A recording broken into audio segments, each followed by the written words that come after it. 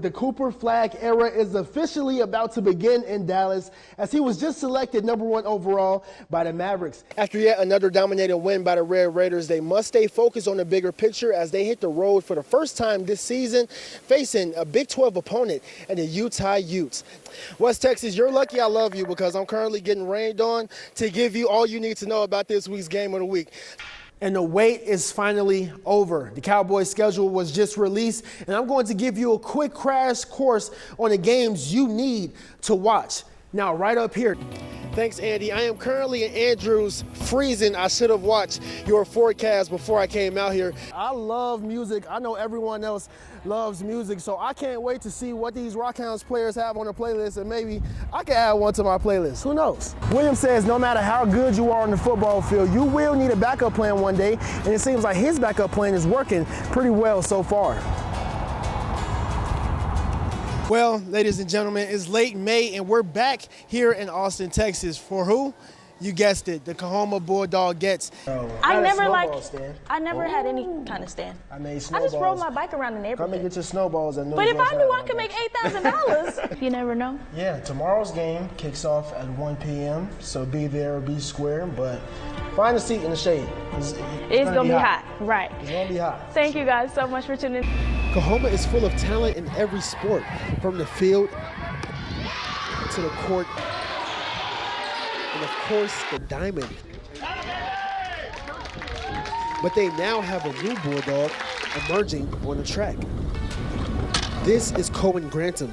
He has broken multiple records in Coahoma's record books, and he's only a freshman. It requires a lot of training, especially to get your times really fast. It takes time. It's not going to happen overnight. Grantham is far from an overnight success. He has been crushing times all year, and it's been showing up in his trophy case. But he's not done yet, as the state meet is right around the corner.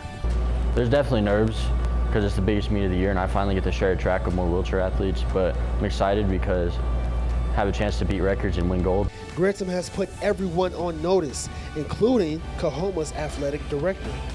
He's sending me videos all weekend of his other races, and he wants to sit down and break down each race and what can I do at each part of the race to get faster. And when kids do that, I mean, the sky's the limit. There's no telling how fast he can go. His motivation to be great is through the roof. And now he's encouraging others in his situation to have the same motivation, regardless of their obstacles. Just because you have a disability doesn't mean you can't do sports, because I always wanted to do sports, and this has really been like my sport that I can do and that I'm good and that I feel like I'm good at. So just if you have a disability, just try it. For News West 9 Sports, I'm Cory McIntyre.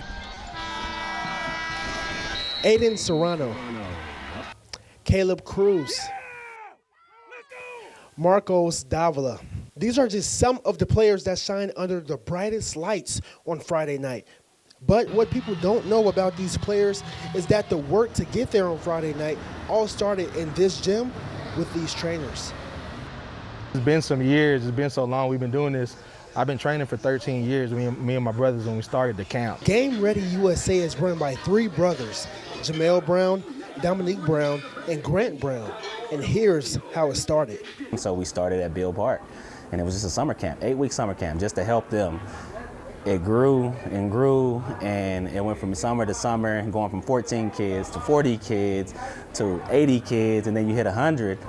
So that's kind of where, okay, we need to get a building. And here we are at 3610 West Wall Street, where not only the space has expanded, but the age range of the kids as well. Man, it's crazy. It's an inspiration to me now, because when I started, I was probably like 8, 9, 10.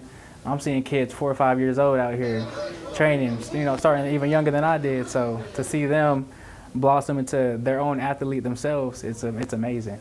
More kids require more trainers. Good thing the Brown brothers already have that covered. Don't hit my pose. Let's go. You can't be great without the greatness of others. So they're great in their fields. Jerome Ellis was a standout at Millen High. And with footwork, I don't think anybody's better than him. And Eugene grew up in the track. Like, his family is track. They were national track stars from 4 years old on. And behind the name Game Ready USA is a deeper but simpler meaning that originated out of curiosity. Why was I always at the track? Why was I always in the gym? And it was like, to be game ready. So that's where the name came from. It was like, I did it to be game ready. Being game ready is what they do. Another thing that they do is open doors for anyone in the community who wants to join. We're for everybody. Nobody should be intimidated coming in here. Nobody should think, oh, only the kids that go play Division I ball, go train there. No, it's like whatever age group, whatever skill level, we're here to help and provide and service the community. And that's what we're here for. Reporting in Midland, Cory McIntyre. What started as a gloomy morning ended in sunshine for the Red Raiders right here in Jones AT&T Stadium. They hosted their first FBS opponent in Kent State, and here's how it went down. The 24th ranked Red Raiders looking to put on another show here at home, and they waste no time getting on the board. Baron Morgan finds Reggie Virgil in the end zone on a post route, and they take the early 7-0 lead. And they're still rolling. After a quick 3-and-out, Morton hands it off to Cameron Dickey, and he makes this a 2-possession game. Kent State looking to answer, and the Red Raider defense looks just as good, if not better, than the offense. A.J. Holmes gets in the backfield and gives his offense the ball back. And at this point, they know what to do with it. Morton finds Jacoby Williams on the screen, and he absolutely makes the Golden Flashes defense look silly. This will ultimately set up this big play right here on the 42-yard line. Morton drops one in the bucket to his wideout, Coy Eakin, for the touchdown. The Red Raiders firmly control this one, 21-0. Now fast forward to the second quarter, the avalanche of scoring continues. After a fumble recovery, Cameron Dickey finishes off yet another drive, making the score 31-0. On the ensuing drive, the Golden Flashes finally get some momentum going their way until it is literally stolen by Skylar Gill Howard. The big man rumbles his way 55 yards into the end zone to make it a 38-0 lead. 55 seconds left in the half, so Morton looking to make something happen. He rolls to his right and eventually finds Terrence Carter Jr. for a field swinging gain. And just look at him rumble his way all the way down to the 3-yard line. 17 seconds left in the quarter. Red Raiders trying to score quickly, and they get it done after Virgil comes down with the 50-50 fade ball for a second touchdown of the day. Texas Tech would ride off into the sunset with the final score of 62-14. Here's lead signal caller Baron Morgan on why dominating wins like this one are so important to this team.